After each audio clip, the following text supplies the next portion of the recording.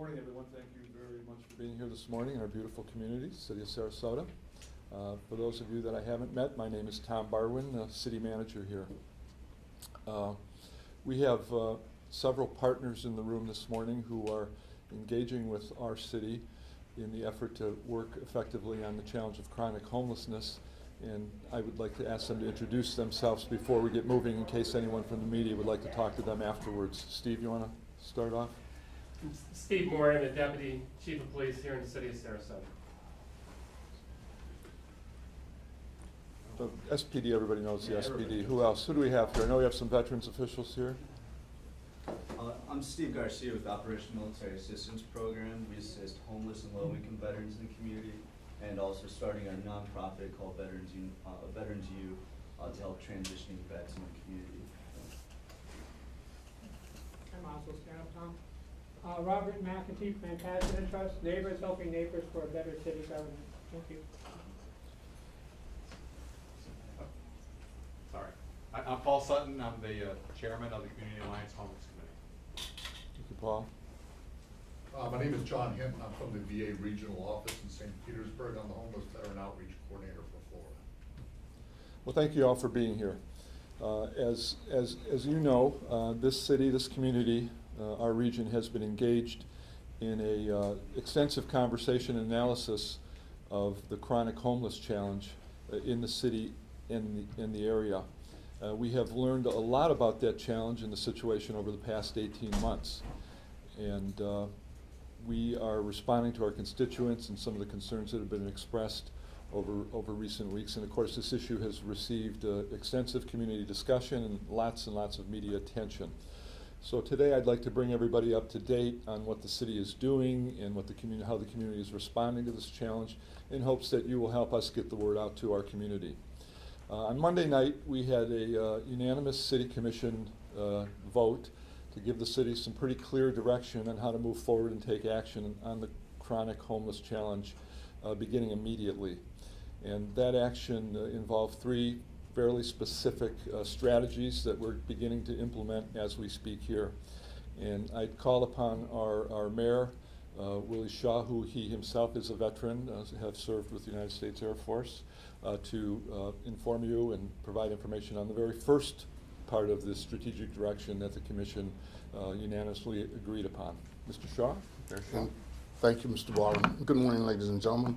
It is indeed the intent of the City of Sarasota to address the issue of our homeless veterans and to join the initiative created by other mayors throughout the nations, the Mayor's Initiative to eliminate homeless veterans. As we celebrate the 70th D-Day memorial and memories of those persons who have served this country, it is our intent, it is our commitment to this city to have off of its streets the homeless veterans within this year. That is our commitment, and we will work forward and towards conforming to that commitment. Sir, thank you. I want to thank all of you for your service also. Thank you. Thank you, Mayor Shaw. Now, some of you may ask, how big is the challenge to meet? The Point in Time survey is an annual survey that's done by the Suncoast Partnership to End Homelessness. And in January, they did a survey of the homeless in Manatee and Sarasota County. So as of January 2014, our best information is that there are 127 homeless veterans in Sarasota County. So if we use the typical math and how we're understanding and analyzing the homeless situation here, we probably have up to 60 vets or so who are homeless in or around the center of the city. So that is our challenge, is to eliminate veteran homelessness within the next year. Now, how are we going to go about that? It's great to have a goal, but how can we actually implement that goal? And there are two additional strategies that the City Commission directed on Monday evening. The first one was to ask the city administration to advance a recommendation to have the City Commission appoint a task force or a working group that would be supportive of this initiative to eliminate veterans homelessness in the city. So we will be working on that over the next week to 2 weeks and present that recommendation to the City Commission. So we envision a support group being supported and being approved by the City Commission, and that group will meet in the sunshine. So be very clear on that. And hopefully they will help continue to bring in resources towards solving this challenge. And we obviously hope to use what we learn from tackling the Veterans Challenge for other elements of the homeless community, chronically homeless, once we solve that challenge. But the third step, and this is probably the most important once goals are set, is really moving toward implementation. And the City Commission reauthorized the establishment of a homeless response team. And that team will hopefully eventually involve several partners. We experimented with it a little bit earlier this year, and they had a great deal of success before their activities were suspended for about 2 months. But the head in the center of that is a individual named Calvin Collins. Calvin has been with the city about 8 weeks. He is a senior case manager. He's assigned to the Sarasota Police Department to work hand in glove with our police officers on the street. Mr. Collins himself has a military background and was an Army veteran of 12 years. He previously worked at the Sarasota County Jail, so there are faces that he sees on the street these days that he's familiar with already. And for the period of time that he's been on the streets, he's been having one-on-one contacts with our homeless community. So with that said, I'd like to introduce Mr. Collins to you, and he will go over a little bit of how he's approaching this job and what he hopes and expects to be able to contribute to the challenge. Mr. Collins? Good morning. Good morning. I just wanted to thank those who allow me to get an opportunity to speak. We have our hot team that's developed, and I'd be remiss not to talk about the two persons that are part of this team. I'm just an intricate part, Officer Dave Dubendorf and Sergeant Jarris, who are here with us today. And our goal is to engage the vulnerable population in Sarasota by identifying those homeless veterans. Being a veteran is dear to my heart. I'm an infantry soldier, 25th ID. And when I hear the national anthem or someone sing something patriotic, I still weep because that's just who I am. The disabled women and children and those suffering from mental illness and substance abuse issues, our goal is that we guide them towards rehabilitation, relocation off the streets, and into safety. And one of our mid to long-term goals is the reunification of them to their families, if possible. Our goal through case management will lead them to social service, jobs opportunities, medical, dental care, and shelter for those that will accept the help. By them using the resources and complying with programs, the outreach purpose in time will help them to graduate from helplessness to hopefulness and stability. In closing, one of the most important tasks is for us to engage them every day. Every time we're out there, we want to engage them, and we want to talk to them, and we want to hopefully help brainstorm with them ideas that they can use to help themselves. And we have to guide them. It's every day we go out there, myself and Officer Dubendorf and Sergeant Jarvis, we talk to them on the streets. We're in the hedges and highways. We're in the bamboo shoots. Wherever that buggy takes us, we're there. And we're doing one-on-one contact. We're not doing any psychoanalysis. We're just there talking to them, letting them know that we care, letting them know that there's hope, letting them know that the city of Sarasota has not forgotten about them. And our veterans, of course, when we get our veterans, we want to get them triaged as quickly as possible to either the vet center here. There's 3 locations in Sarasota, and then eventually there's a free bus ride or van ride to St. Petersburg. So we have the information. We have the tools. Now we have to get it to them and then encourage and convince them to take advantage of those tools to help them and lead them into stability in their life. And then what maybe many don't do is we're going to continue to keep our hands on them. We're not just going to tell them something and let them go, but we're going to check on them and see what progress they have made and tell them, whatever we can do to help you in your plight, in your journey, back to that stable-mindedness.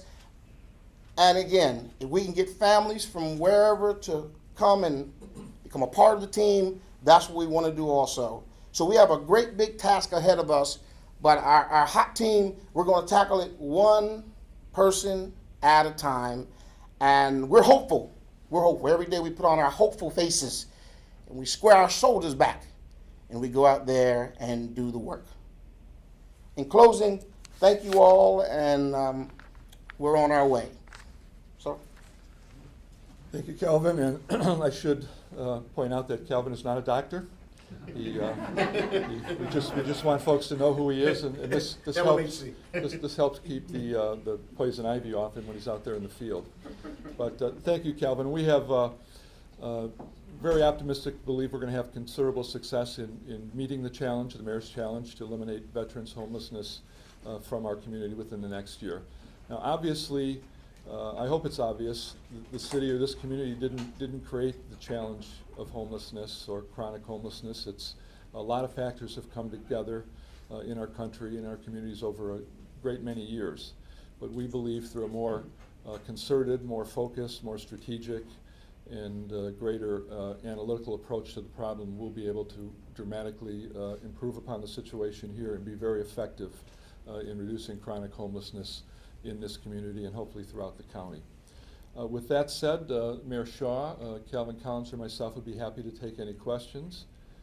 And yes, we should introduce Larry Edgar, who's just joined us, a public defender. Thank you, Larry, for being here this morning. And we will also hang around after if anyone wants to talk informally. And we also have two other city commissioners in the building this morning.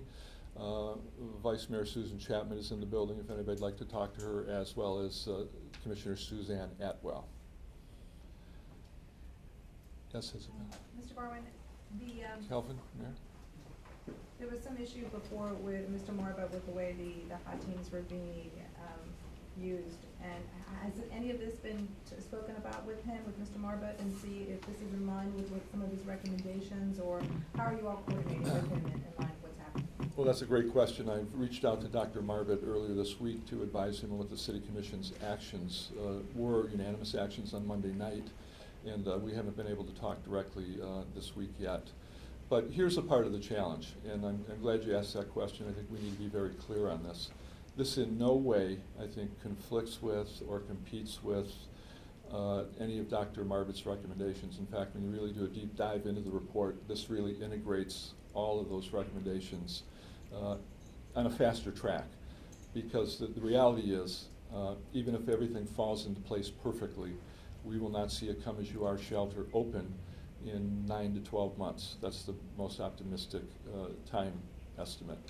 So we have veterans who are out there hurting now, today, tomorrow, last week, next week, and we want to be responsive now, and there's really no other way to do it other than take the strategy to the streets, because the folks on the streets so far haven't been willing to participate at the Salvation Army or in a structured environment. So we're going to take the help to them rather than take them to the facilities that we have as we await for the decisions on the Come As You Are shelter.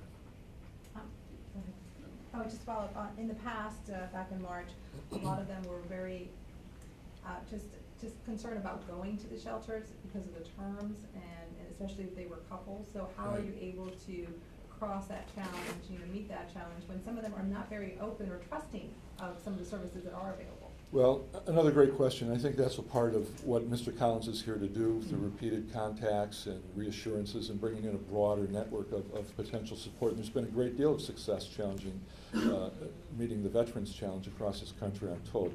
Calvin, do you care to try to respond to that up I'll here? go to the mic. Thank you. I would say one thing that we do is we try to show them the benefits of going. And if we can show them the benefits and they can embrace it, then they'll stay a while. And if they stay a while, they get more information. It just goes back to basics. Many have been used to being outside, so now we have to get them inside and just be mindful, teach them and educate them in chunks. Don't overwhelm them. Let them restore their dignity again. And that's how eventually that mind will begin to change. Remember, we're trying to change a way of thinking that they've adopted. And it takes a minute, but if you do it correctly and if you're consistent, we have to be as consistent as the negative things in their life. We're the positive things. And we're just gonna keep working at it and working at it till hopefully change comes and they accept it and are willing to go into these different places for assistance. If you're talking about 60 people, and they're homeless now, where are they going to be housed, both in the interim and long term? Well, a part of the appointment of a support group is to respond to that very issue. We have a great relationship with the Salvation Army. They have never refused us a sheltering opportunity.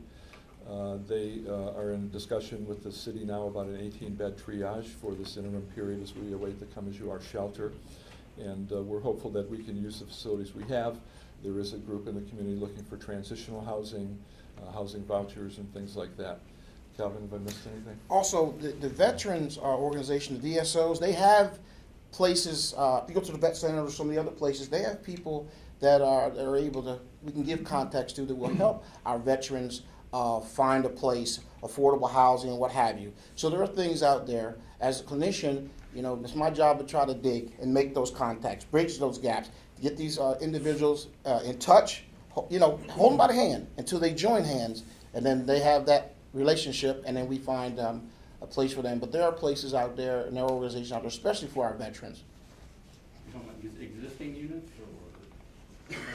Sir, based off of the information that we get, there's help out there, and we're going to find it. Specifically, I don't have a pinpoint, I'm not going to say, but we know that there's help out there because there are veterans that reach back, that went through this process, and they say there is help out there. One thing about the veterans is, you know, they're really on it. They're on the spot, and they have the individuals and the places and the people to send them, and that's what we want to get those veterans that are out here that are homeless.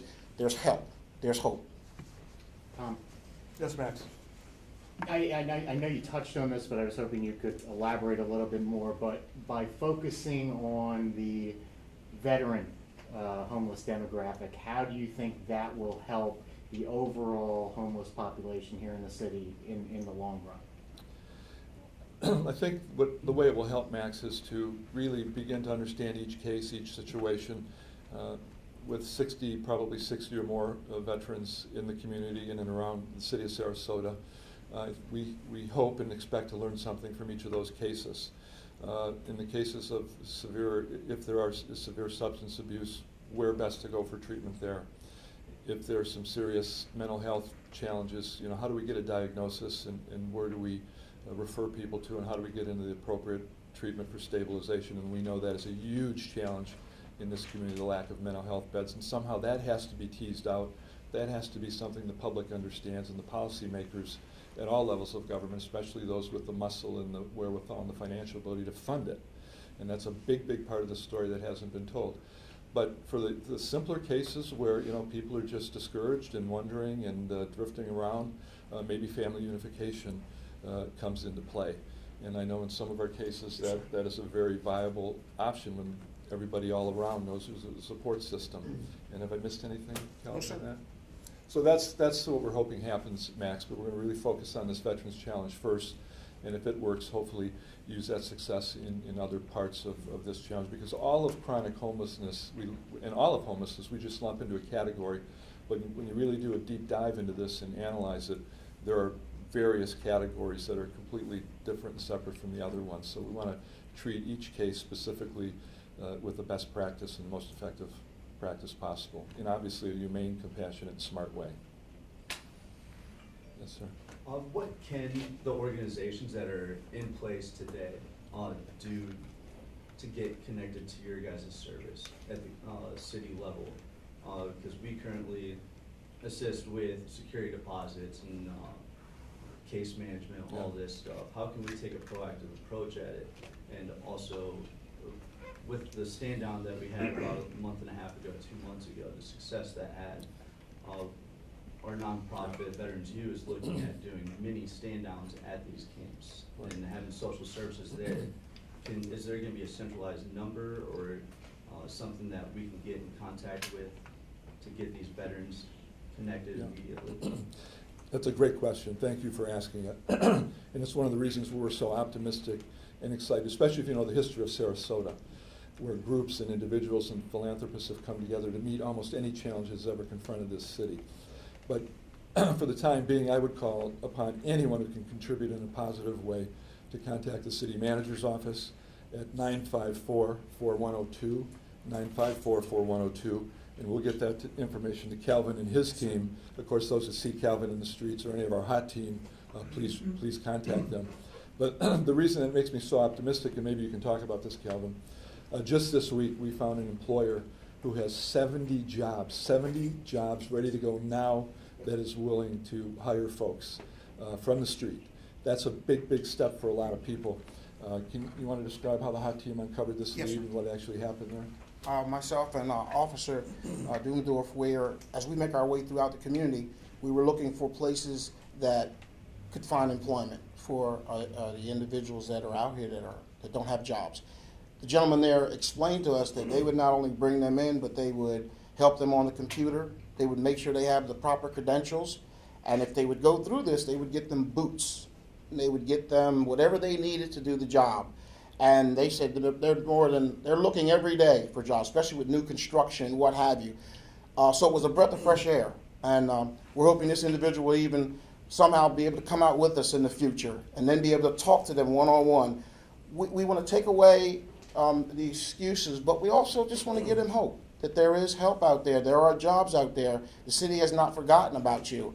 And with that collaborative effort, that's how we're going to make a difference. It's just simple communication. Went to the vet center yesterday. And I went also to the VA hospital. I went to Swift, and then I went to another location here and talked to the veterans people. They were more than likely. I got a stack of referrals and a stack of pamphlets and information for our veterans and for their loved ones and for their families. Remember, it's just not the veteran, but it's their family, their children, the wife.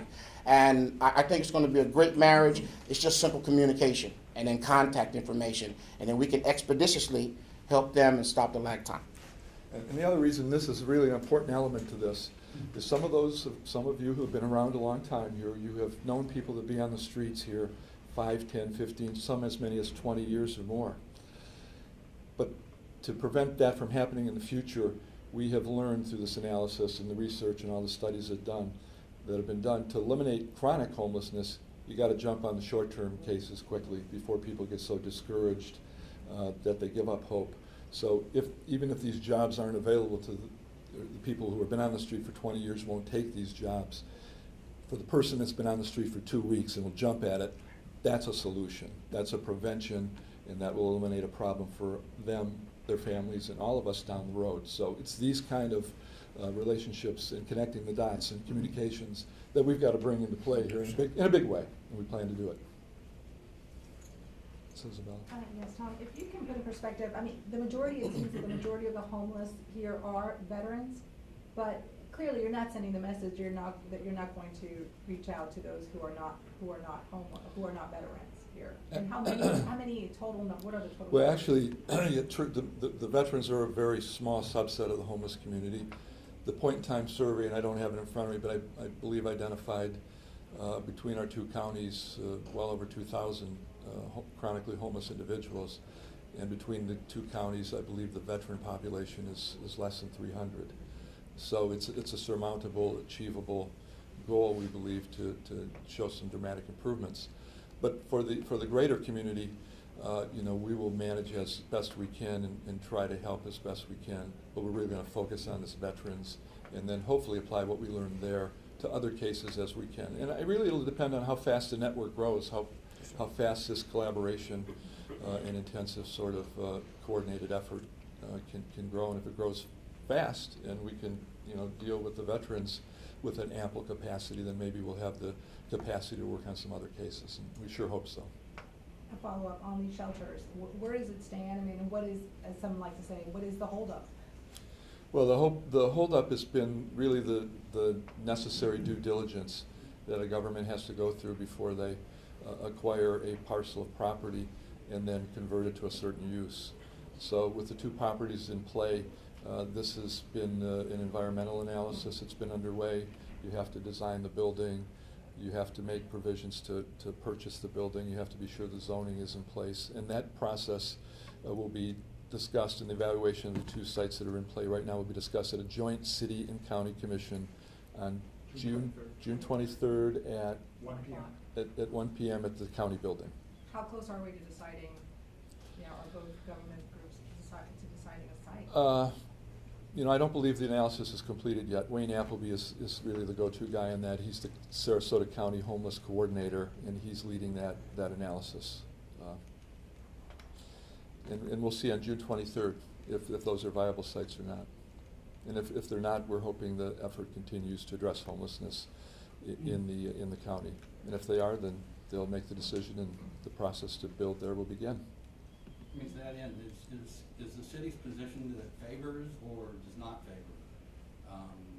safety triage center, wherever it may be? That's a policy decision of the two commissions, and at this point, both commissions are in favor of a come-as-you-are shelter, the majority of both commissions.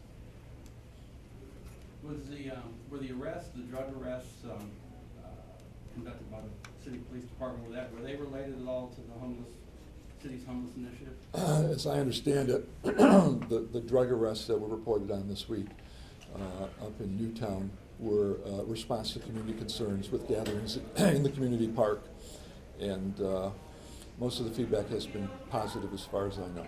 But not related to the homeless initiative? Not to my knowledge, no. No, And the not at all. leadership of the PD is saying absolutely not. Any other questions, anyone? Well, thank you all very much for coming this morning. Appreciate you helping us get the word out, and we will hope to provide regular updates as we work through this challenge. Thank you very much. Have a great weekend. Thank you.